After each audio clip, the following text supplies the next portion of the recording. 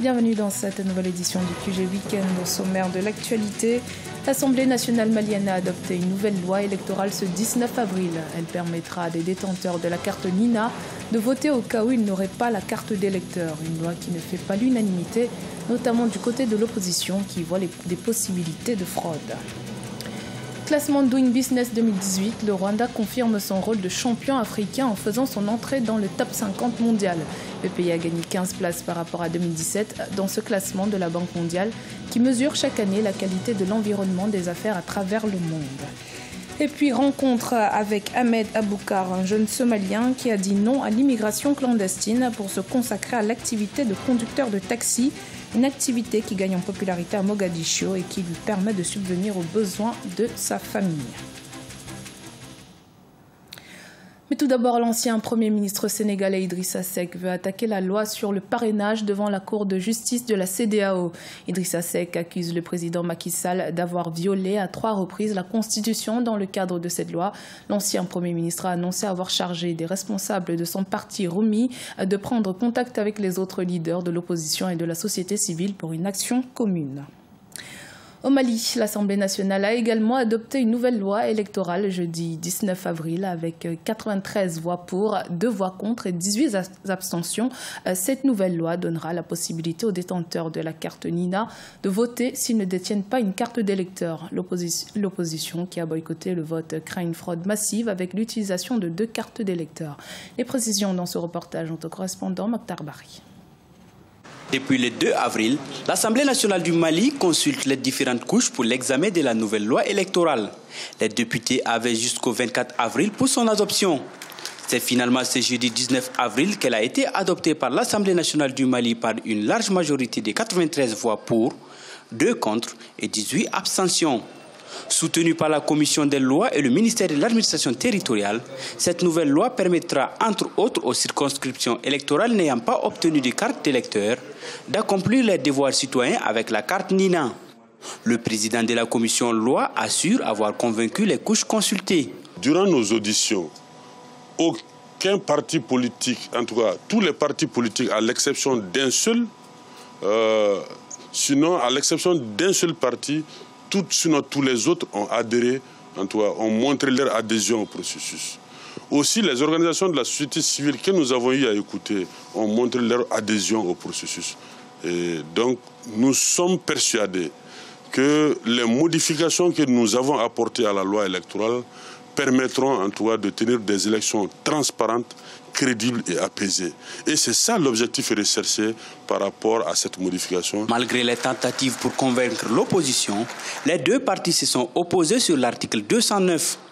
Il stipule qu'en cas de non-disponibilité des cartes d'électeurs biométriques, pour cas de force majeure pour les élections générales de 2018, la carte NINA tiendra lieu de carte d'électeur.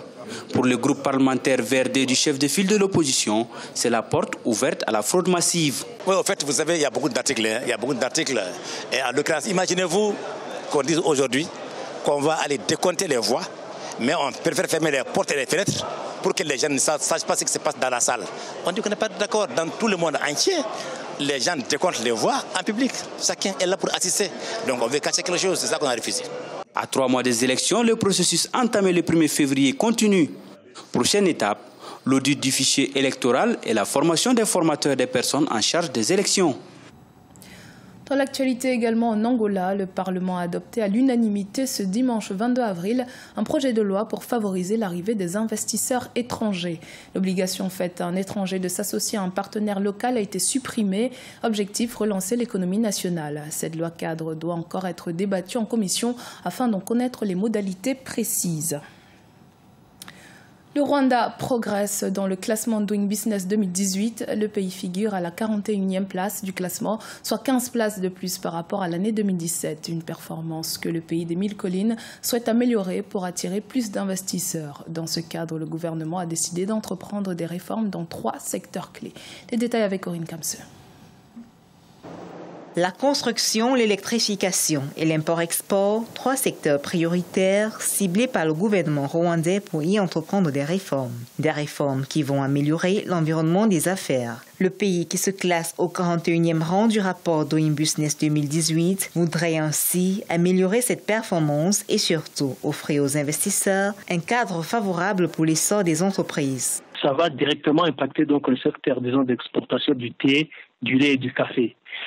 Donc les 3 réformes visent à réduire surtout la bureaucratie et surtout si on parle, disons, de l'électricité, ça va assurer une connectivité, disons, en temps opportun, surtout pour les opérateurs. Donc on considère donc les opérateurs qui sont les investisseurs là, qui sont venus juste pour commencer leurs investissements au Rwanda, et puis donc les opérateurs qui font le commerce ou tout simplement des personnes-là qui sont donc des moyennes et des petites entreprises.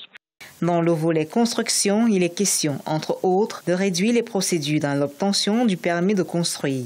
En termes d'électrification, une charte client revue va garantir aux investisseurs une connexion au réseau national en moins de 20 jours, contre 34 jours actuellement. Et du côté de la douane, le gouvernement va réduire le temps de séjour des marchandises. On tente à attirer surtout et à faciliter les investisseurs qui sont déjà intéressés par donc les incitations qui sont déjà en place, donc les incitations fiscales et non fiscales. Le Rwanda veut embarquer dans une stratégie de transformer Kigali en centre de services d'excellence, disons, dans la région, surtout, disons, dans le secteur financier, dans le secteur du transport, ainsi que, disons, dans le secteur médical. Le classement Doing Business évalue les économies de 190 pays, suivant une dizaine de critères, notamment la création d'entreprises, l'obtention d'un permis de construire, le raccordement à l'électricité, le transfert de propriété, l'obtention de prêts, la protection des investisseurs minoritaires, le paiement des impôts, le commerce transfrontalier, l'exécution des contrats et le règlement de l'insolvabilité. Le Rwanda est le 2e pays africain du classement Doing Business 2018 après l'île Maurice. En Somalie, les jeunes hommes valorisent le métier de chauffeur taxi, un métier qui leur permet de subvenir à leurs besoins quotidiens. C'est le cas d'Ahmed Aboukar. Il a dit non à l'immigration clandestine vers l'Europe pour s'en sortir à Mogadiscio de manière digne. Grâce à son métier, il parvient à se nourrir et à nourrir sa famille. Portrait à découvrir avec Adjijatou Badawi. La main sur le guidon de son taxi pousse-pousse et optimiste pour une journée de travail, c'est ainsi qu'il y va à la recherche de sa clientèle. Lui, c'est Ahmed Aboukar. Par jour, il gagne environ 25 à 30 $ pour s'occuper de ses 6 enfants et de ses petits frères et sœurs qui sont encore des élèves. Immigrer vers l'Europe était l'un de ses rêves. Mais au fil des années, à travers les médias, il a réalisé alors que ce n'était pas une bonne idée au regard du nombre important d'Africains qui périssent dans la mer. Depuis qu'il conduit sa Bajaja, son quotidien et celui de sa famille est moins inquiétant. Je voulais aller en Europe et y être un immigré après avoir vu de belles photos de mes amis qui y sont. Mais quand j'ai vu le danger que représentait ce voyage et que je n'avais pas économisé assez d'argent, je me suis dit non. Au lieu de cela, j'ai acheté un Bajaja et j'ai commencé une nouvelle vie pour ma famille. Le taxi pousse-pousse est localement appelé en Somalie Bajaja. Pour se déplacer à moindre coût, ils sont plusieurs, ces habitants de Mogadiscio, à emprunter au moins un Bajaja de manière quotidienne. Les Bajajas sont moins chers que les autres taxis. J'en prends un de Madina à Wabiri qui est à environ 5 km et cela coûte $1. Je les prends toujours et c'est un service nécessaire chaque jour et je n'ai pas à payer très cher. Comme tout autre métier, être chauffeur de Bajaja à Mogadiscio n'est pas chose facile. Les difficultés sont énormes. Les principaux obstacles que je rencontre sont les explosions et les barrages routiers dans les rues de Mogadiscio. Certains de mes amis ont perdu la vie et leurs Bajaja ont été détruits. Mais ce que nous avons ici, c'est mieux au lieu de nous mettre en danger en essayant de rejoindre l'Europe. Nous espérons que nous pourrons trouver une vie meilleure dans nos pays. En Somalie, il est encore complexe de déterminer avec exactitude le nombre officiel des employés dans le secteur des taxis pousse-pousse ou Bajaja du fait de la réglementation en matière de conduite quasi inexistante. Et la sécurité routière demeure une difficulté majeure. C'était le journal de la rédaction. Merci de votre fidélité. Dans un instant, une nouvelle édition de l'actualité sur Africa 24.